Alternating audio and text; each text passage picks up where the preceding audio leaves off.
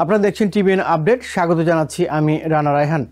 ইরানের সর্বোচ্চ নেতা আয়াতুল্লাহ আলী খামেনি সোমবার প্রেসিডেন্ট ডোনাল্ড ট্রাম্পের সঙ্গে আলোচনায় ফেরার প্রস্তাব দৃঢ়ভাবে প্রত্যাখ্যান করেছেন। একই সাথে আমেরিকার হামলায় ইরানের পরমাণু কর্মসূচি ধ্বংসের দাবি নাকচও করেছেন। তার এই মন্তব্য এসেছে এমন এক সময়ে যখন তেহরান ও ওয়াশিংটনের মধ্যে উত্তেজনা তীব্র আকার ধারণ করেছে এবং মধ্যপ্রাচ্যের কূটনৈতিক ভারসাম্য নতুন মোড় নিচ্ছে।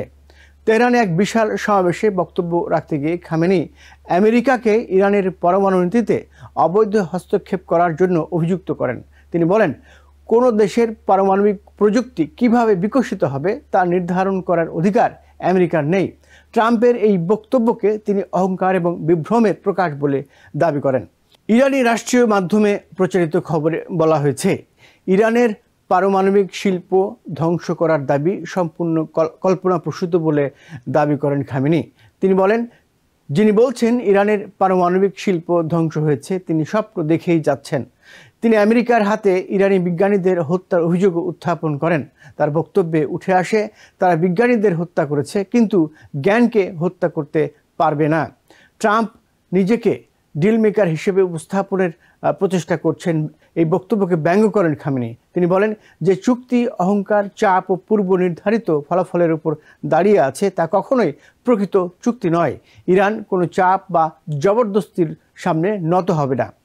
খামেনি তার ভাষণে বলেন, ইরানের তরুণ প্রজন্মের তৈরি ক্ষেপণাস্ত্র ব্যবস্থা আমেরিকা ও ইসরায়েলকে বিস্মিত করেছে। তিনি দাবি করেন, ইরানি ক্ষেপণাস্ত্রগুলো শত্রুপক্ষের গবেষণা কেন্দ্রগুলোর কিছু অংশ ছাইয়ে পরিণত করেছে। তিনি সতর্ক করেন, ইরানের সামরিক বাহিনী প্রয়োজনে এই অস্ত্র আবারও ব্যবহার করবে। খামেনি দাবি করেন, আমেরিকা ও ইসরায়েল 12 দিনের যুদ্ধে যে আঘাত পেয়েছে তা তাদের জন্য এক অপ্রত্যাশিত চপেটাঘাত। তার ভাষায়, ট্রাম্পের সাম্প্রতিক ইসরায়েল সফর ছিল হতাশ ইসরায়েলি নেতৃত্বের মনোবল পুনরুদ্ধারের প্রচেষ্টা। খামেনির বক্তব্যের পেছনে সাম্প্রতিক কিছু গুরুত্বপূর্ণ ঘটনা ভূমিকা রেখেছে। গত 18 অক্টোবর ইরান ঘোষণা করেছে 2015 সালের পরমাণু চুক্তি আনুষ্ঠানিকভাবে শেষ। জাতিসংঘ নিরাপত্তা পরিষদের রেজলিউশনের মেয়াদ শেষ হওয়ায় তেহরান জানিয়েছে তারা আর কোনো বিধিনিষেধ মানবে না। ইরানের পার্লামেন্ট ও সরকার ঘোষণা করেছে তারা আর চুক্তির শর্তে বাধ্য নয়, যে আন্তর্জাতিক পারমাণবিক নিয়ন্ত্রণ ব্যবস্থার জন্য বড় ধাক্কা। একই সঙ্গে তেহরান জাতিসংঘের পারমাণবিক তদারকি সংস্থা IAEA এর সঙ্গে সহযোগিতা চুক্তি বাতিল করেছে। ইরান অভিযোগ করেছে সংস্থাটি আমেরিকা ও ইসরায়েলের সঙ্গে গোপন তথ্য আদান প্রদান করেছে। রাশিয়া প্রকাশ্যে জানিয়েছে তার ইরানের সঙ্গে সামরিক, জ্বালানি ও পরমাণু প্রযুক্তিতে সহযোগিতার হাত বাড়িয়ে দেবে। ক্রেমলিনের মুখপাত্র দিমিত্রি পেসকভ বলেছেন, তেহরানের নিজস্ব শিল্প বিকাশের অধিকার রয়েছে এবং পশ্চিমা চাপের নীতি অগ্রহণযোগ্য। ট্রাম্প সম্প্রতি ইসরায়েলি পার্লামেন্টে বলেছেন, গাজায় যুদ্ধবিরতির পর আমেরিকা ইরানের সঙ্গে শান্তি চুক্তি করতে চায়। যে মন্তব্যের প্রতিক্রিয়াতেই খামেনির কঠোর ভাষণ সামনে আসে। চলতি বছরের প্রথমার্ধে ইরান ও আমেরিকার মধ্যে 5 দফা পরোক্ষ আলোচনা হলেও তা ব্যর্থ হয়েছে। তেহরান জানিয়েছে সর্বোচ্চ চাপ নীতির অধীনে তারা কোনো সরাসরি আলোচনা করবে না।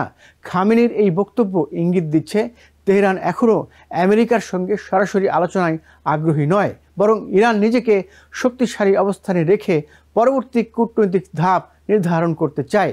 ক্ষেপণাস্ত্র নিয়ে তার বক্তব্য ইরানের সামরিক প্রস্তুতির স্পষ্ট বার্তা দিচ্ছে।